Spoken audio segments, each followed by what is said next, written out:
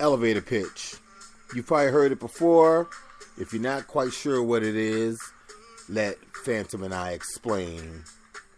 You're listening to Devil Tongue and Phantom Other on Spreaker.com.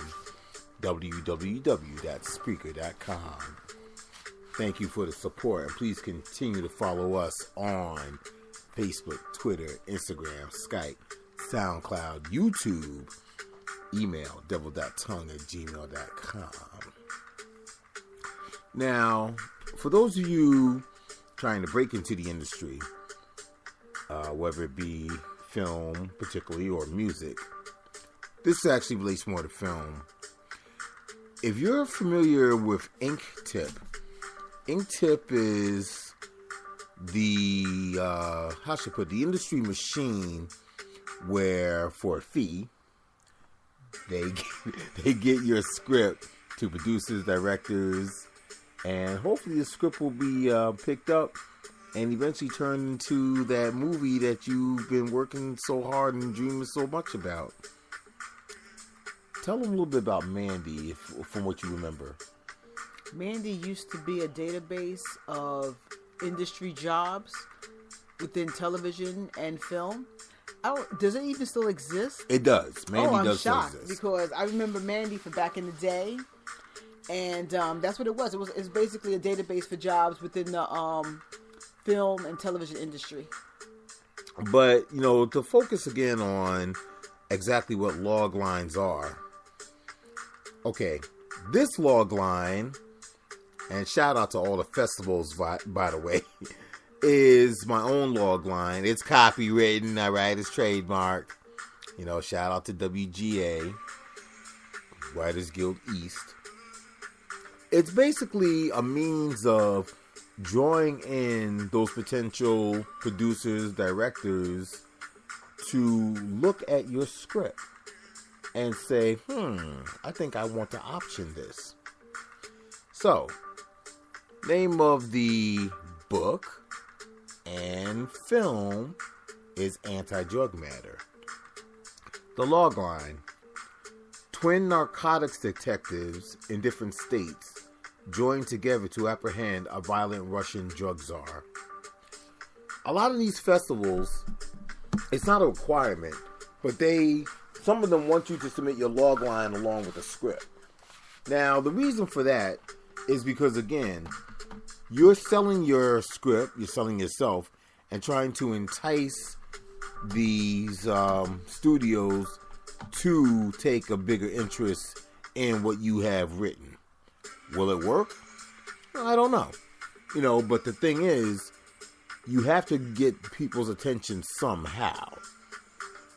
So, by coming up with a creative log line that doesn't give the full story away, but sort of lets everybody know what it's about that you're trying to convey, will get them hopefully to say, okay, we are now going to, read the first few chapters and then decide if we want to pursue this project. Well, it's funny because as you're talking about it, I've been out the loop for a very long time. Right. And I remember something called pitching. Mm-hmm. And you used to pitch your script or your book or whatever. And due to technology, the change of the literacy game, the change of, I'm assuming, agencies, like the big agencies that do with actresses and actors and artists. And when I mean artists, I shouldn't say artists from all different types of platform, a lot of things have changed. Right. So, now since you have media, now you can probably see more people, but then what happened is that it's quality over quantity. Right. So what ends up happening is that, to go back what I was saying is that back then it was pitching. You used to pitch yourself. And then when you pitch, you had to do you had to pitch a page. Not even. Okay? It had to be short and sweet. Right. Because everybody didn't have the time of day to hear you, but it had to be quick and you had to be on point. Right. And so basically, there are different names. Synopsis, treatment, they're different names. they're the same. They're different. Everybody will tell you their opinion, their meaning of it, whatever the case may be. Right. And so what happened is that it used to be a synopsis, like you giving the synopsis of whatever your book or script was, and like I'm gonna stop you right there, because the thing is, sometimes you still have to submit the synopsis as well, which, let's just say, gives more details of, I'll say in most cases, your book or your script to the reader. See, that's what I was saying. There's a difference between the two. Right. See, I don't know if that's the treatment or is that the synopsis, because like I said, I've been out the business for so long, I can't remember which is which. So I could be switching it up. I don't know. But I know for a fact when you're pitching, it better be a half a page long, and you better talk quick, and you better be interesting. Because if not, you don't have a pickup, meaning that they won't pick it up, or they won't even want to look at you. Period. I think part of the problem is I don't want to say the loss of independence, but when there were more smaller independent film companies, it seemed like you had somewhat of a better shot, because let's face it, the independents, in order for them to survive, in order for them to get funding from the major studios, they had to put out a killer film to begin with. True, but that's one thing I miss is I prefer independent film over major, and the reason why is the texture of the film. When I mean texture, I mean the look of it, the feel of it, the actors of it, the words that are said, the stories that are told. They're not mainstream. These are usually personal stories. These are like good scripts that get overseen because they're looking for, your Michael Bay type of movie where, you got to have, some type of explosion happening, or what is it called? CGI going on. You got to have tons of special effects. A lot of independent tend to be, dialogue driven, and we become lazy in society because somebody's sitting there trying to tell us a story. We can't deal with that, or we don't have the patience for it. But when we have stuff like people getting slashed and buildings blowing up and people fighting and all of that, you got the attention span right there already on that. But it depends on the movie. All right, did you see the movie 300, for example? Yes, I did. Okay, it was enjoyable. It was gory, etc., etc., etc. Yes. Was it really based on the Spartans and the Persians? Was it loosely based? That's not the point. The point was that it was a major motion picture. Even though Gerard Butler wasn't as famous in that movie, he wasn't as famous as he is today when he did that movie. But the whole point was that majority of that whole movie was all special effects. All right? Do you think they actually went on location like the way they would go on location for Ben-Hur? And like back in the day when you had Kurt Russell, father, I forgot what was Kurt Russell's father's name. You're talking about, oh, sorry, wait, Michael Douglas? Or? Right, Michael Douglas. Okay. Yeah, excuse me, Michael Douglas. You're right, not Kurt Russell. You're right, wrong person. Michael Douglas. When you had Michael Douglas and when he did movies, they did everything on location. And when they built the set, on location. So it was kind of like real. Now everything is green. I mean, I understand. I get it. It's cheaper. It's cheaper than going on location. I get it. But guess what? It's not the same. It's not. I get it. It's cost effective. I get it. Well, but it's not the same. I'm going to cut in real quick and interject. We went from film to digital. So you're already saving money. Some people who want that look, want that effect, will still use film. Like Sin City, right? Right. But the bottom line is, when it comes to saving money, they're making millions already. Don't get me wrong. Sometimes someone could spend, let's just keep the numbers simple, $1 million for a movie, and the movie only makes, $9,000. Mm-hmm. Total flop. No, it's not. Because for a movie to make profit, it has to be 3 times what it's worth. Meaning, if the movie was $1 million to make and they made $9 million, they made their profit. They made their money back. Even though the numbers are low, as long as you make your money back, that's a profit. So for you have to make 3 times what the film is worth. So let's say if the film was worth, let's say you made a film for $1. Just let's say that, right? Right. For you to see profit, right? It has to be 3 times that. So for the film has to sell or make box office at $3 for you to get a profit back. Even if you made $5 back, all right? Uh-huh. Excuse me, even though it's low, you still made a profit. That's Okay. where that's the difference. See, when you're looking at movies being made, you gotta look at how much they made and how much it how much it took to make, how much money it made, how much money it took for them to make it.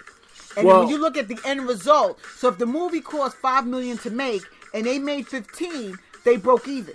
They made their profit. Right. But I gave a disgustingly low number. Remember the movie But Water? that's a low number. That's a low number because what happened is that they made their money back. Now, if the movie cost 5 and they made 7, right? Mm-hmm. They lost. That's a loser. If they made 5, right, and they made 3, that's a loser too. But people look at blockbusters as in like 25 million, 30 million, 50 million. You look at that 500 million. Look, if it only took you 2 million to make and you made back 10, hey, you made a profit. Okay, let's look at Kevin Costner. Go ahead. Waterworks was a failure, Right. and I believe Dances with Wolves was a failure. But you know what's funny about Dances with Wolves? Everybody likes that stupid movie. Yeah, Go ahead. but in terms of the cost, again. Go ahead. All right, using your model, movie cost me $10, only made 50 cents. Right, you lost. Okay, I lost. You lost.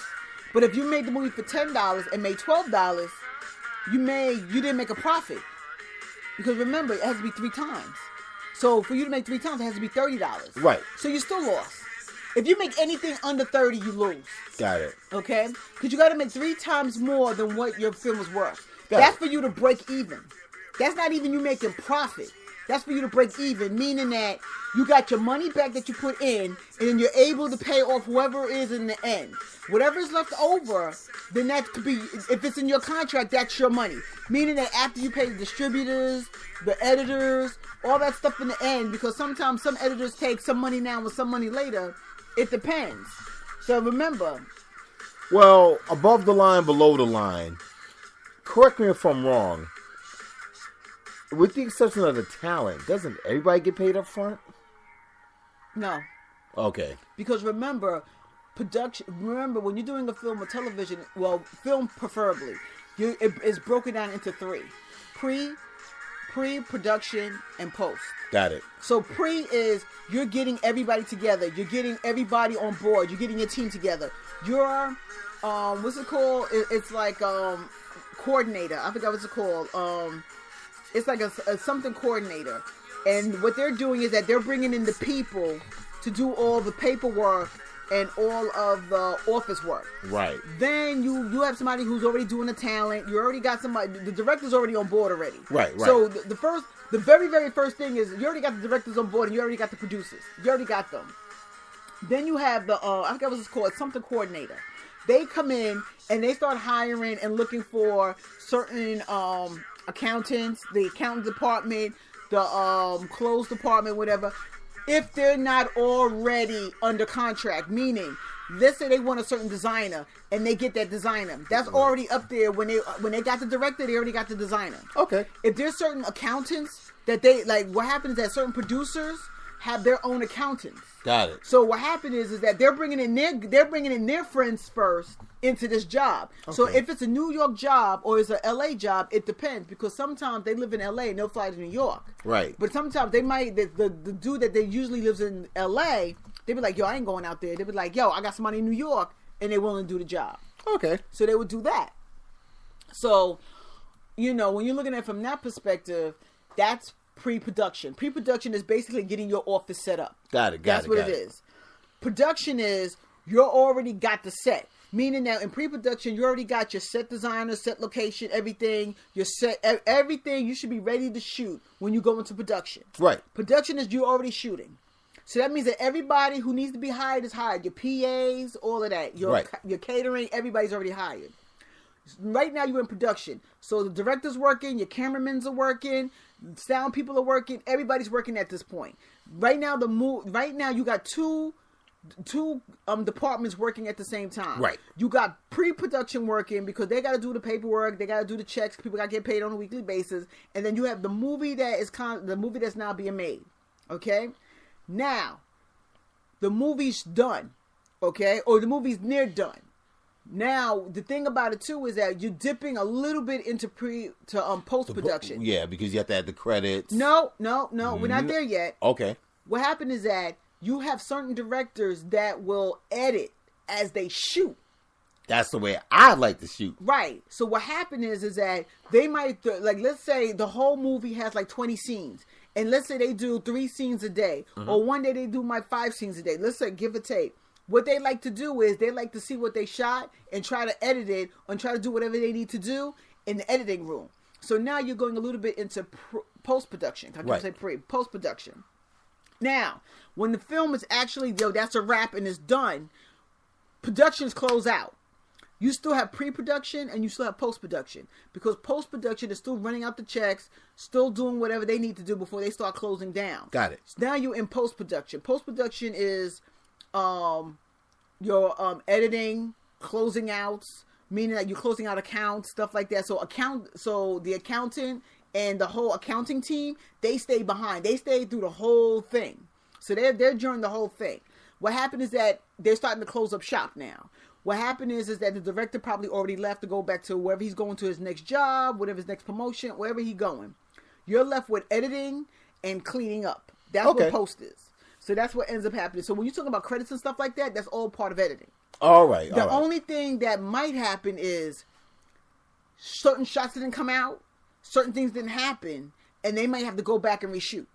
That's the only thing that might happen in post-production, that they might have to open up production again for them to do because of certain things. But other than that, it's fine. Which is not cost effective. It happens because sometimes you don't get a scene that you want, and you have to go back and do it. True. I want to say this to all the aspiring scriptwriters, film directors, producers, and this includes, us musicians, writers, and all the whole nine. Definitely put your best, how should I put it? Your best pitch, to work when you're putting your material out there. It only serves your interest to get recognized and picked up, especially like when you submit to a festival. Hey, it could be 100 submissions, it could be 1,000 submissions. You want to be that one that does get chosen because it was memorable. Now, sad to say, maybe your log line was hot and your script is, that that's the risk that's taken, right? But in any case, make sure you got a hot log line. Think about your material, your work, and then just go for it. Make sure you have a strong pitch, and good luck out there. Yeah, because I know I'm trying my best. But this is Devil Tongue, along with Phantom Other. Oh, thank you. I forgot. And we'll pitch to you again later. All right.